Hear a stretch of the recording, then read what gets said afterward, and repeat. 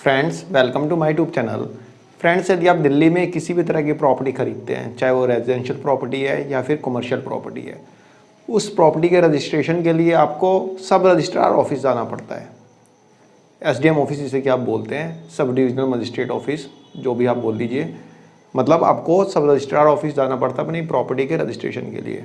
Suppose that आप रहते हैं ईस्ट दिल्ली में और आपने एक फ्लैट खरीदा रोहिणी में, तो अपने फ्लैट के रजिस्ट्रेशन के लिए आपको रोहिणी के कोर्ट में जाना पड़ेगा।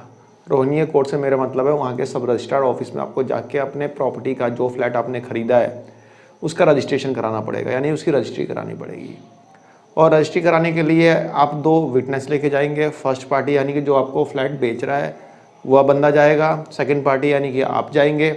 वहाँ पे आप लोगों की फ़ोटो खींचेगी, जो भी मतलब फर्स्ट पार्टी, सेकंड पार्टी और विटनेस के फ़ोटो खींचेगी। फ़ोटो खींचने के बाद थंब इम्प्रेशन वगैरह होता है और भी जो भी फॉर्मेलिटीज़ होती है उन फॉर्मेलिटीज़ को पूरा करने के बाद आपके फ्लैट की रजिस्ट्री होगी आपके नाम पे। यानी आप रहते हैं इस दिल्ली में, फ्लैट खरीद रहे हैं आप नॉर्थ दिल्ली में रोहिणी में, तो रोहिणी के जो रजिस्ट्रार ऑफिस होगा, सब डिविजनल मजिस्ट्रेट ऑफिस, वहाँ पे आपको जाना पड़ेगा अपने फ्लैट के रजिस्ट्रेशन के लिए, यानी कि उसकी रजिस्ट्री के लिए। क्योंकि जिस एरिया में आपकी प्रॉपर्टी लोकेट कर रही है उसी एरिया के सब डिविजनल मजिस्ट्रेट ऑफिस में, यानी कि सब रजिस्ट्रार ऑफिस में आपके प्रॉपर्टी की रजिस्ट्रेशन होगा, आपकी रजिस्ट्री बनेगी। ऐसा नहीं है कि आप रोहिणी में फ्लैट खरीद रहे हैं तो साउथ दिल्ली में जाके अपने फ्लैट की रजिस्ट्री करा रहे हैं, ऐसा नहीं है। आपको अपने एरिया के एसडीएम ऑफिस में जाके अपने फ्लैट की रजिस्ट्री करानी होगी। फ्रेंड्स, दिल्ली में प्रॉपर्टी के रजिस्ट्रेशन को लेके एक बड़ा चेंजेस होने वाला है। जी हाँ फ्रेंड्स, एक काफ़ी बड़ा चेंज होने वाला है जो कि आपको आने वाले कुछ दिनों में देखने को मिल जाएगा। और वह सबसे बड़ा चेंज यह है कि आप किसी भी एरिया में प्रॉपर्टी खरीद रहे हैं, यानी दिल्ली के किसी भी डिस्ट्रिक्ट में किसी भी लोकेशन पे आप प्रॉपर्टी खरीद रहे हैं, आप दिल्ली के किसी भी सब रजिस्ट्रार ऑफिस में जाके अपनी रजिस्ट्री करवा सकते हैं। जी हाँ फ्रेंड्स, ये चेंज आपको देखने को मिलेगा आने वाले कुछ दिनों में।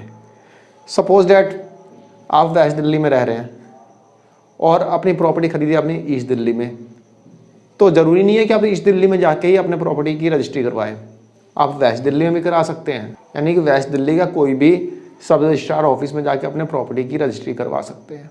ऐसा नहीं है कि अपने प्रॉपर्टी की रजिस्ट्री के लिए आपको ईस्ट दिल्ली जाना पड़ेगा, आप साउथ दिल्ली में करा सकते हैं, नॉर्थ दिल्ली में करा सकते हैं। फ्रेंड्स, दिल्ली में 11 रेवेन्यू डिस्ट्रिक्ट है, 11 रेवेन्यू डिस्ट्रिक्ट है और 11 रेवेन्यू डिस्ट्रिक्ट में 22 जो हैं वह सब रजिस्ट्रार ऑफिस है जहाँ पर प्रॉपर्टी का रजिस्ट्रेशन होता है।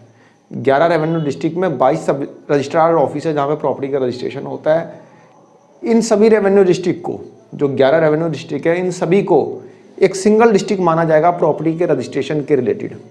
यानी कि यदि आप अपने प्रॉपर्टी का रजिस्ट्रेशन कराना चाहते हैं, अपने मकान का, अपने दुकान का, अपने घर का, किसी भी चीज़ का यदि आप रजिस्ट्री करवाना चाहते हैं, तो इट डजेंट मैटर डैट आप किस रेवेन्यू डिस्ट्रिक्ट में रहते हैं, आप साउथ वेस्ट में रहते हैं, नॉर्थ वेस्ट में रहते हैं, उससे कोई फ़र्क नहीं पड़ता।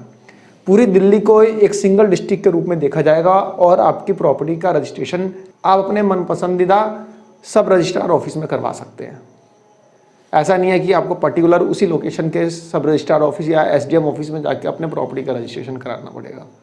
आप किसी भी सब रजिस्ट्रार ऑफिस में जाकर अपने प्रॉपर्टी का रजिस्ट्रेशन करवा सकते हैं। ऐसा चेंज करने के पीछे दिल्ली के लेफ्टिनेंट गवर्नर का तर्क यह है कि जो भी एसडीएम ऑफिस है वहाँ पे प्रॉपर्टी रजिस्ट्रेशन से रिलेटेड काफ़ी सारे एजेंट्स हो गए हैं और वो एजेंट्स अपने अपने एरिए में काफ़ी एक्टिव हैं, जिसके कारण आम पब्लिक को वो पैसे लेके मतलब उनकी रजिस्ट्री वगैरह कराते हैं और एक अच्छी खासे अमाउंट लेते हैं पब्लिक से।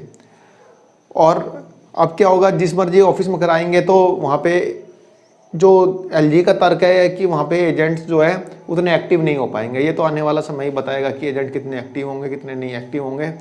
बट एक आम आदमी को तो फ़ायदा ही है कि आप किसी भी ऑफिस में जाके, किसी भी सब रजिस्ट्रार ऑफिस में जाके अपने प्रॉपर्टी का रजिस्ट्रेशन करा सकते हैं।